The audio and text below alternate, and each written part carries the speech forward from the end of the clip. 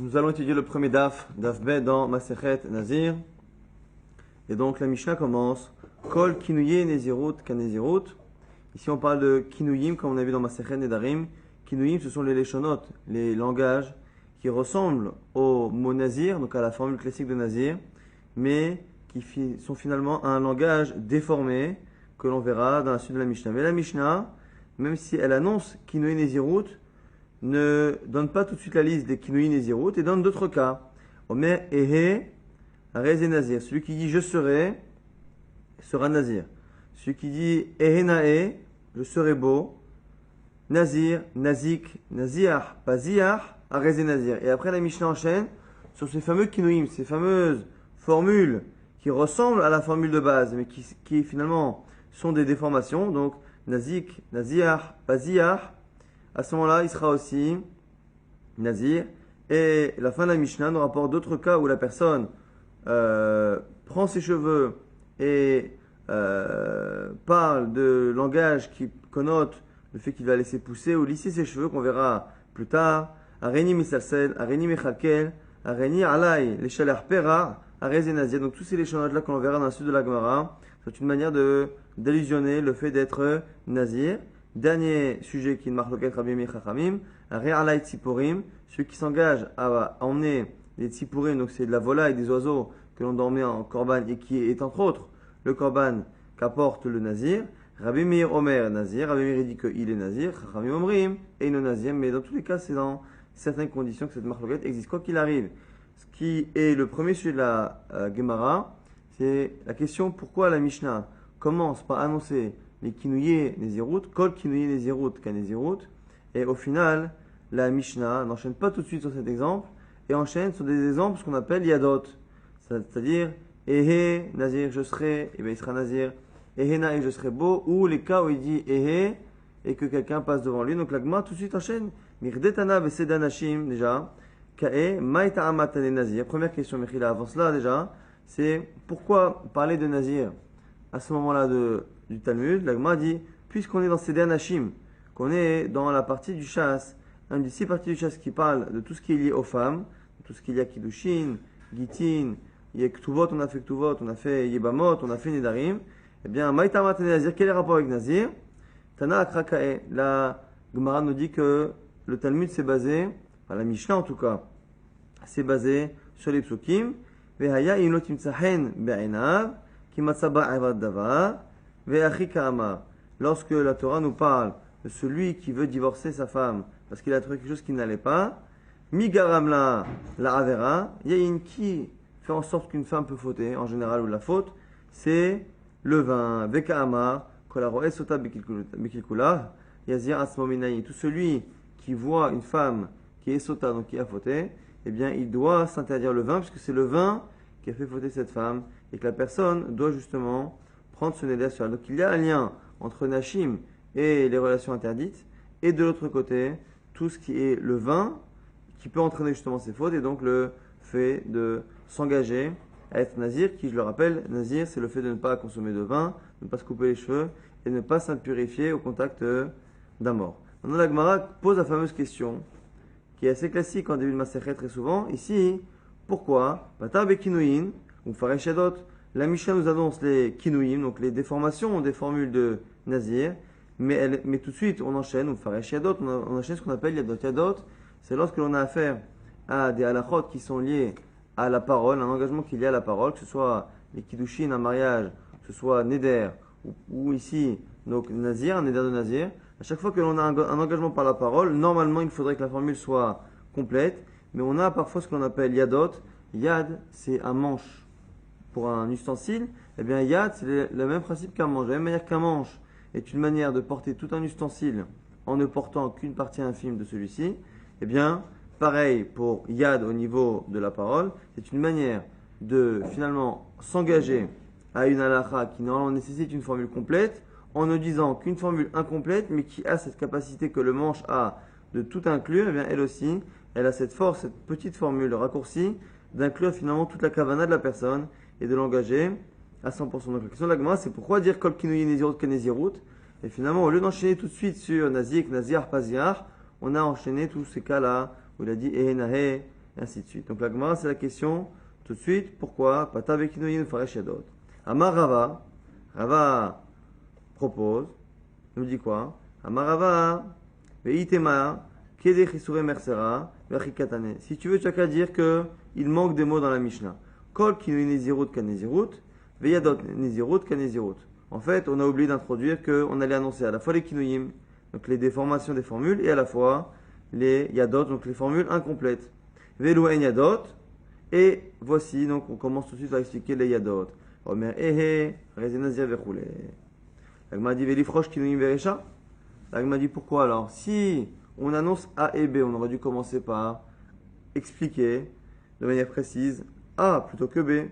Kol kinuye nezirut kanezirut, kol yadot nezirut kanezirut. On aurait dû commencer par expliquer tous les cas de kinuyim, puisque ici le chisure mersera, le rajout que l'on fait dans la Mishnah en général n'est pas dans les premiers mots, parce qu'on part du principe qu'on n'a pas pu oublier les premiers mots de la Mishnah. Donc le rajout est fait après les premiers mots, et donc on imagine qu'on aurait dû commencer par expliquer les kinuyim. L'Agmara répond Tana me'ou salik haou mefaresh beresha.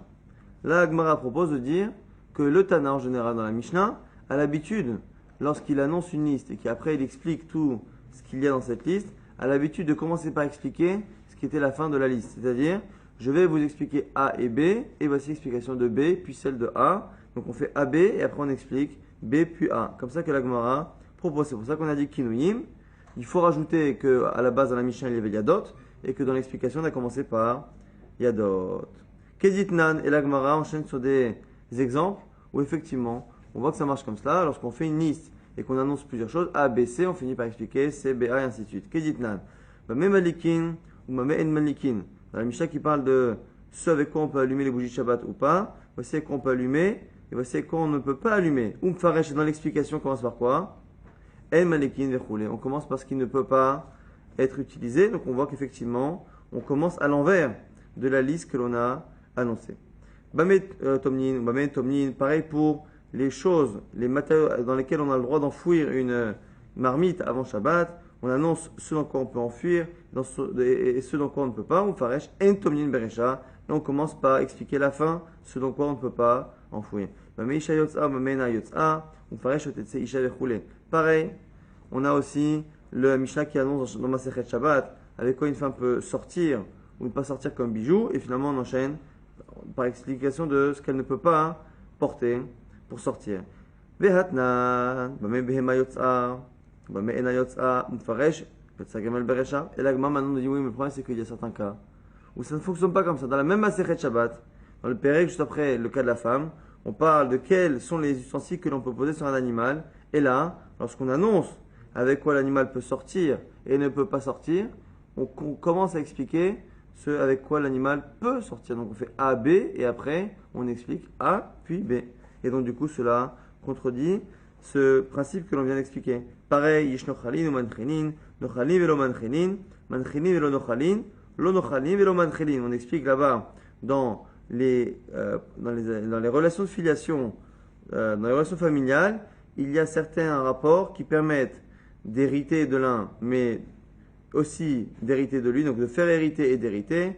Nochalin velo manchenin, prendre et ne pas donner à l'autre, et ainsi de suite. Et dans l'explication, Faresh et l'Onochali ou Mancherin, on commence à expliquer le premier cas. Donc on a plusieurs types. On a A, B, C, D, et on finit par expliquer dans l'ordre A, B, puis C, puis D. Et là, le Olam, Tane Achriv et Tane Achriv. Donc la Gemara, du coup, est obligée de conclure que finalement, il n'y a pas de règle, et que parfois le Tana utilise un ordre, et parfois un autre ordre. C'est-à-dire que lorsque l'on annonce une liste de choses que l'on va expliquer, on peut dire A, B, C, et finalement commencer par expliquer A, B, C, et parfois on peut dire A, B, C, et finalement expliquer C, B, puis A. Donc il n'y a pas de logique, si ce n'est une logique en fait locale à chaque fois. Donc du coup il faut expliquer, il n'y a pas de règle finalement globale dans tout le chasse, mais plutôt une règle différente en fonction à chaque fois du cas particulier. Donc la Gemara va essayer de comprendre. Et là, Atam, de Isura de Nafsha Hu, Mefaresh Isura de Nafshe Beresha. Alors la Gemara nous dit c'est quoi la différence? C'est que lorsque l'on parle de l'interdit qui concerne la personne elle-même, eh bien on commence par parler de l'interdit. Donc dans le cas par contre de la femme, l'autre Isha, la femme ne peut pas sortir. Donc la femme peut sortir avec certaines choses mais pas avec d'autres. comme c'est un issour qui concerne l'homme ou aussi la femme, eh bien c'est grave, et donc du coup on commence par le issour, parce qu'il est interdit.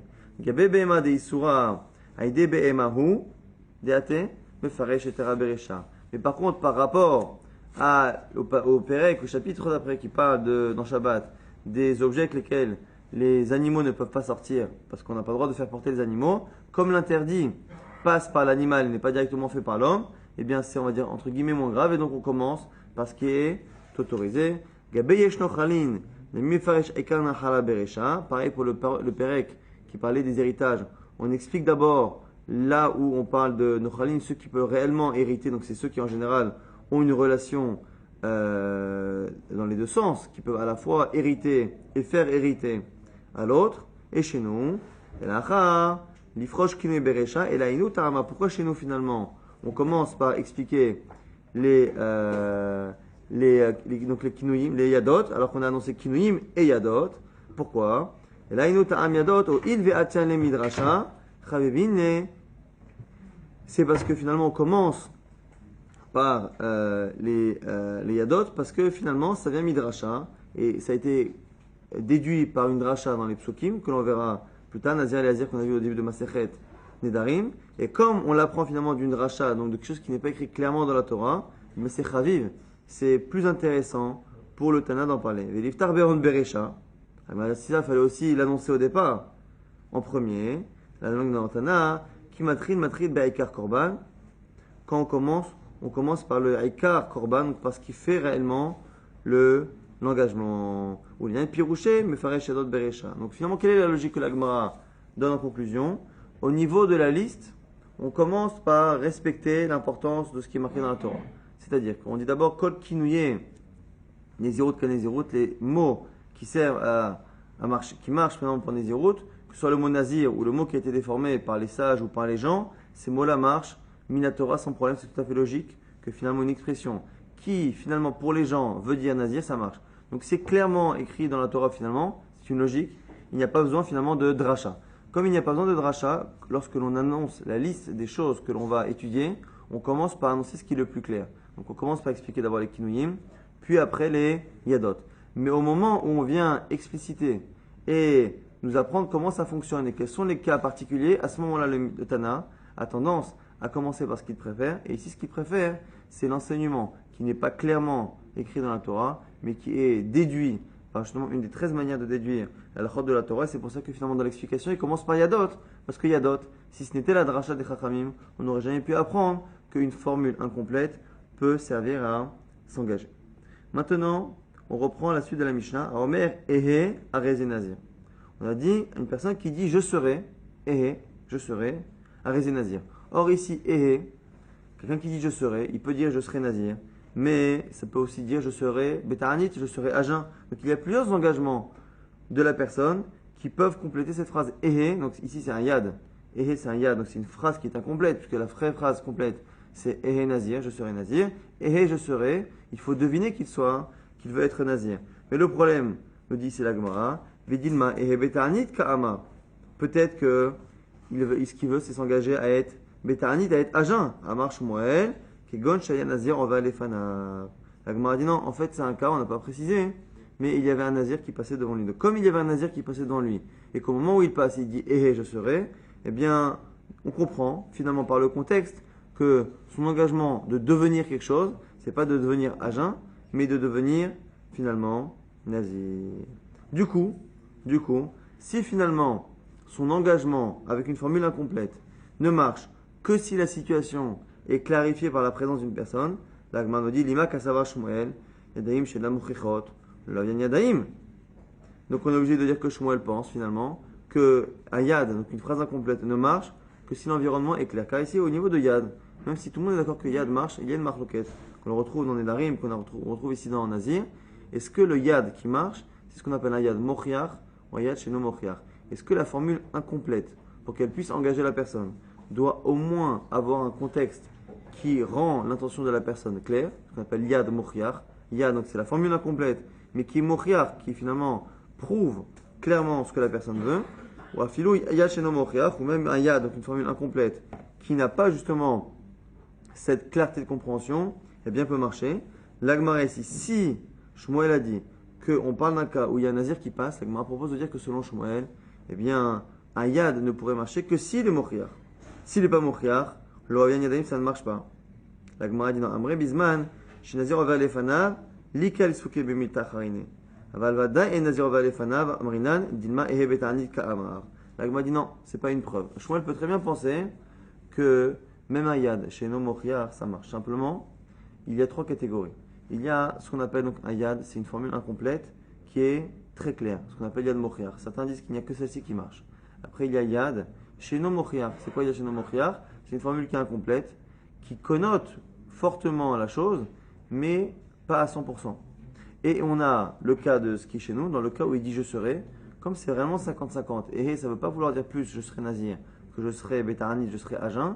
Ici, lorsque la formule incomplète n'a aucune raison de pencher plus pour un sens que pour un autre, eh bien, ça n'est même pas un yad. Un yad, encore une fois, il faut que la formule incomplète eh bien, penche fortement tout de même vers un sens. Et ce que nous dit ici la Gemara, c'est qu'on ne peut pas prouver de ce qu'a dit Shmuel, que ici, je serai, ne marche que s'il y a un nazir qui passe.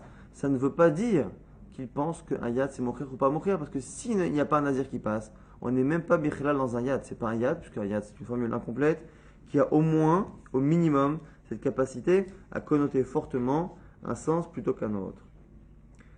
L'Agma a dit maintenant pose une autre question. Vedima les potro bikambenota ka'amar. L'Agma nous dit qui nous dit que finalement ce bonhomme-là il veut devenir nazir. Peut-être que quand il dit lorsqu'il veut le nazir, il veut s'engager à apporter des sacrifices à la place du bonhomme. Le bonhomme qui est nazir doit apporter des sacrifices. Peut-être qu'il s'engage à les apporter à sa place. L'Agma a dit quoi? Non, des ka'amar belibo. L'Agma a dit non, en fait, c'est parce qu'après il nous a dit ce bonhomme-là, après coup, qu'il avait la kavana de devenir nazir. Donc il faut que le nazir passe devant lui, et il faut qu'après il nous dise que finalement c'était son intention. L'Agma dit Iachi maïle memra. L'Agma dit si c'est ça, c'est pas shoot. C'est évident. Si finalement il nous dit qu'il avait dans le cœur d'être nazir, et peut-être qu'il n'y a même pas besoin qu'il y ait un nazir devant lui. Maoud et Teima Bainan, Piv et Boshavin, Kamash Malan. Tu aurais pu penser que non. Pourquoi j'ai besoin de te le dire? Est-ce que tu aurais pu penser qu'il faut que son cœur et sa parole soient équivalents? Kamash Malan, que non. Alors c'est quoi Kamash Malan que non? C'est pas Kamash Malan qu'on n'a pas besoin du tout de ce principe-là, ce principe de Piv et Boshavin. On en a besoin, c'est-à-dire quelqu'un qui s'engage à nommer quelque chose Trouma et dans son cœur il a pensé à Maaser, ou l'inverse où il a pensé à être nazir, finalement il s'est engagé à être korban ou je ne sais pas quoi d'autre, quoi qu'il arrive, lorsque le cœur de la personne, l'intention et la parole sont contradictoires, eh bien évidemment que ça ne marche pas. Mais c'est quoi le chidouche ici? C'est qu'on aurait pu penser que Piv et Liboshavin, que le fait que le cœur et la parole soient équivalents, on aurait pu penser que c'est à 100%, c'est-à-dire que s'il s'engage, il veut être nazir, il faut que sa bouche aussi dise nazir, Kamash Malan, que dès qu'il dit et que c'est pas contradictoire avec ce qu'a pensé son cœur, eh bien tant que c'est pas contradictoire et qu'il y a un contexte qui nous permet de comprendre, eh bien on peut finalement dire que ça marche. On va résumer très rapidement ce qu'on a vu. On a vu finalement que dans la Mishnah, il fallait rajouter qu'on allait annoncer à la fois Kinouim et à la fois Yadot, et on a vu finalement qu'il n'y ait pas de règle.